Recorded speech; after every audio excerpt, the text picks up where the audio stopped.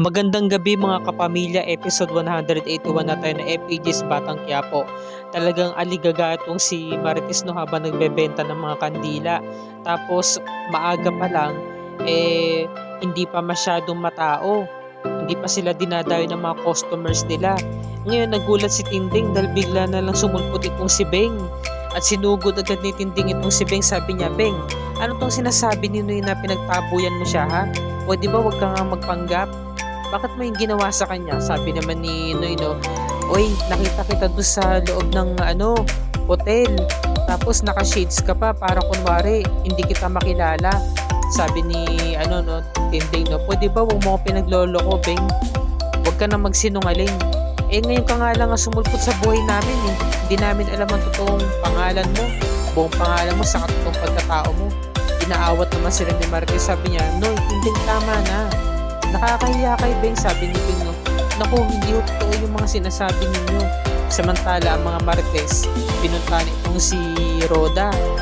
Para nga, dalan siya ng pagkain. Nagulat sila, sabi nila, Roda, Madam, na-rape ka po ba? Sabi ni Roda, no. Sana nga na-rape na lang talaga ako. Ano po ba nangyari sa inyo? Ninakawan po ba kayo? Naku, Ma'am Roda, lagi na lang kayo ninanakawan, ha?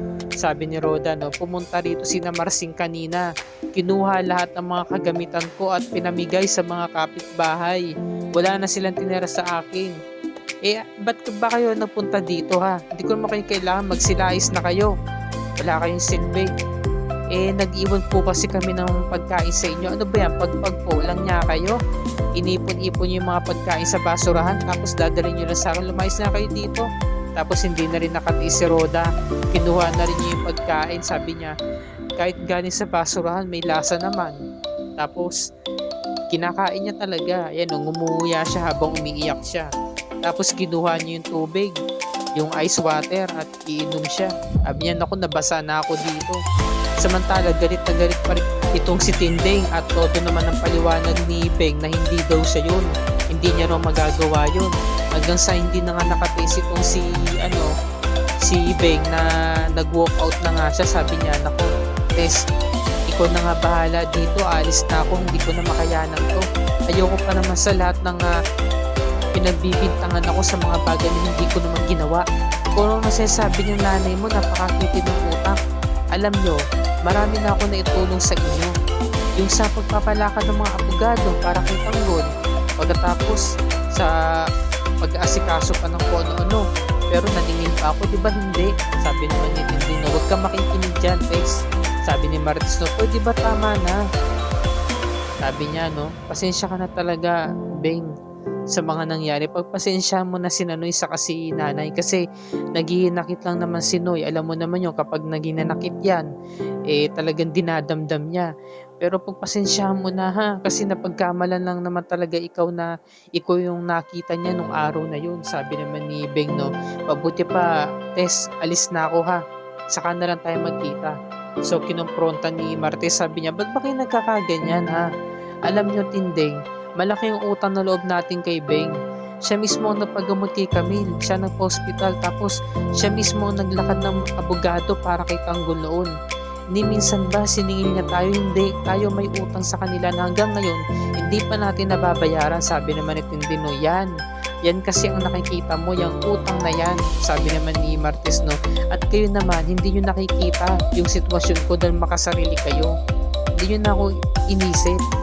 Sabi naman ni Marites, no, sige, bahala kayo, basta ako asikasuhin ko yung sarili ko.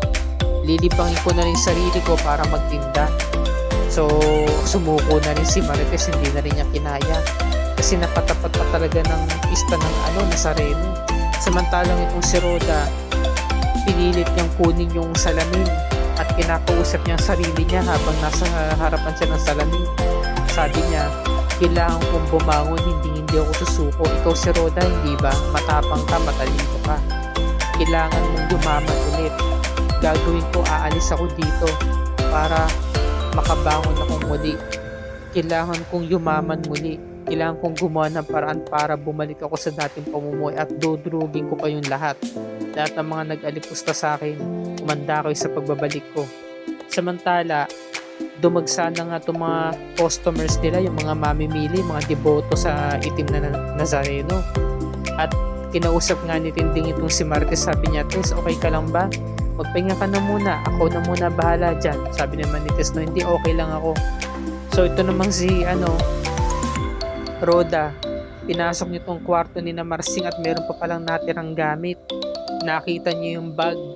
Ano kaya nilalaman nito? Buti na lang meron pa rito. Kailangan naman na lumabas ako na ganito lang ang suot ko, kurtina.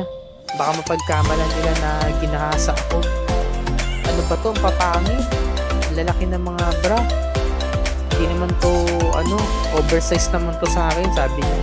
Tapos ang lilit pa ng mga damit, ang lilit ng mga bewang, mga maliliit talaga sila. Sa ukay-ukay lang yata ito nabili, mga walang kwenta, ang papangit. Eto, nakita ko tong bag na to. Eto, meron. Naku, kawawa naman ako, awa naman ako sa sarili ko sa damit na to.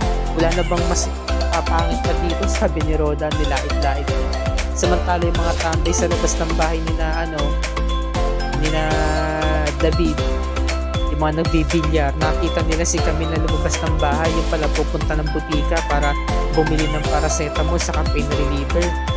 Kinausap nila, kinamusta nila, at nakita nila na mayroong pasa sa may bandang mata. Kinausap nila, okay ka lang ba? Sabi ni Camille, no? Na paano yan? Sabi niya, nauntog lang ako sa pinto. Nung pag-alis niya, saktong dumating naman si Santino, maaga siyang umuwi. O Santino, nakita namin si Ate Camille mo may pasa, sabi. Sensya ka na, Santino, hindi naman sa pangingialam, pero sa tingin namin, sinasaktan siya ng Kuya David mo. Hindi ako makakapayag ng ganito. Mabuti pa, puntahan ko na muna si Ate Camille para alamin to. Hindi ako makakapayag na saktan ni Kuya si Ate Camille, no? Hindi siya pwede manakit ng babae, sabi niya. So, umalis na nga si Santino dahil nga binalita ng mga tropahan sa labas. Papasok na nga sana sa loob ng bahay kaso naharang siya. Diba, parang ibalita na nakita nga nila si Camille na bugbog sarado.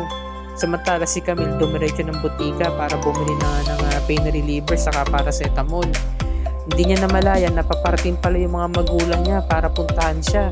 Sabi ng mga magulang niya, si Camille ba yun? Ayaw nga, si Camille nga. Sige na daddy, iparada mo. Nung paglabas nila ng kotse, kinumpronta agad nila si Camille at nakita nga nila na may pasa ito. Sabi ni Camille, Dad, okay lang po ako. Please lang, wag na po natin itong palakin. Hindi, sinasaktan ka ni David. Walang niya yun na, nasan yun? Mananagot sa akin yan, buti pa, dumiretso na tayo ng pulis. Anong hindi? Ha? Pinagtatanggol mo pa yun? Ikaw na nga sinasaktan? Anong walang ginagawa? Sabi niya, pinili talaga si Camille na sumama sa may sasakyan.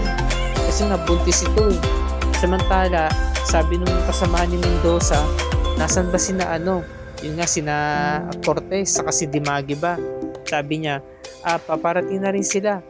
Hindi na kayo nagkakasabay sabi niya. Magkasama kasi yung dalawa di ba? Ngayon nagulat si Mendoza dahil bilang dumating si Camille. Sabi niya, Camille, ikaw pala. Dito. Sabi ng mga magulang, nasa ng women's desk? Sinasaktan ka ba ni David? Sabi ni Mendoza, O sabi naman ni Camille, aksidente lang po nangyari, sabi nung nanay. Anong aksidente? Sinasaktan ka na nga, pagtatanggol mo pa yun. Tapos sabi ni Mendoza, tinawag yung pulis na babae. Yeses mo na lang sila, sige po. Tapos pumunta agad si Santino. Sumugod sa mga magulang niya, sabi niya, Nay, nabalitaan ko po, may nangyari po kay Ate Camille. Binubog daw siya ni Kuya David, meron pong pasa, nakita ng mga tropahan. So narinig ni Tinding.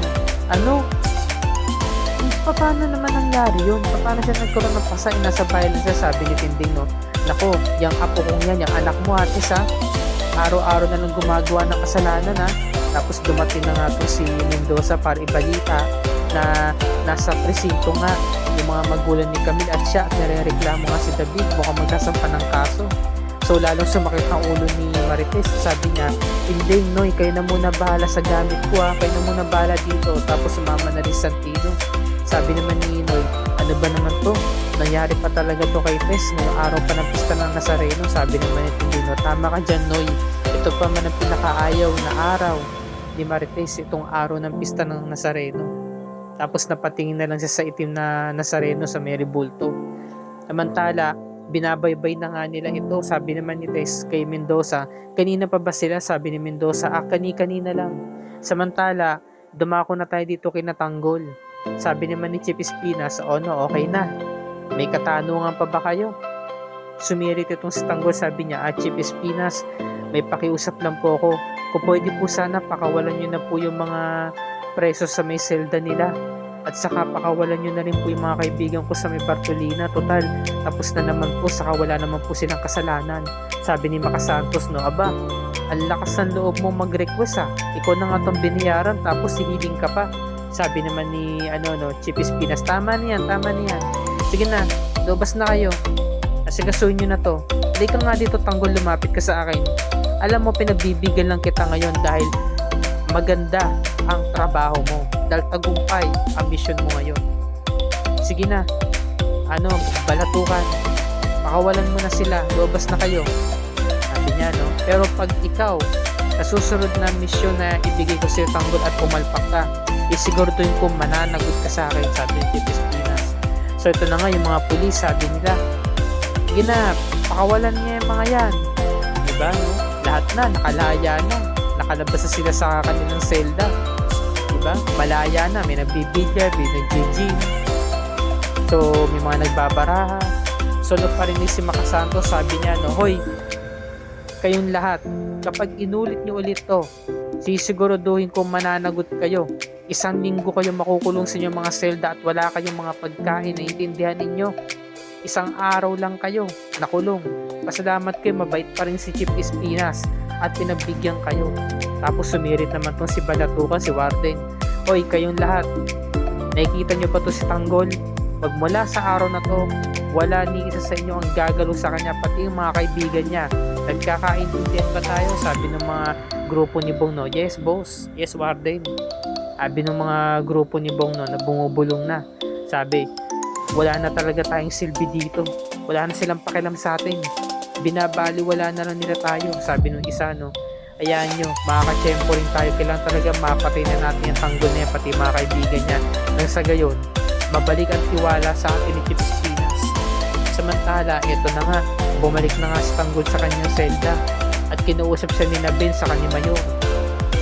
Sabi ni Tanggol, okay naman po si Bubbles, ligtas po siya. Kasi inalam ni Mayor kung anong kalagayan ng apo niya. Sabi ni Mayor, makakaya mo rin yan, Tanggol, titibay din ang loob mo. Isipin mo na lang, gumagawa ka ng tama kasi pinapatay mo ang mga halang nakaluluwang mga tao. Sabi naman ni Ben, no, paano na yan, Tanggol?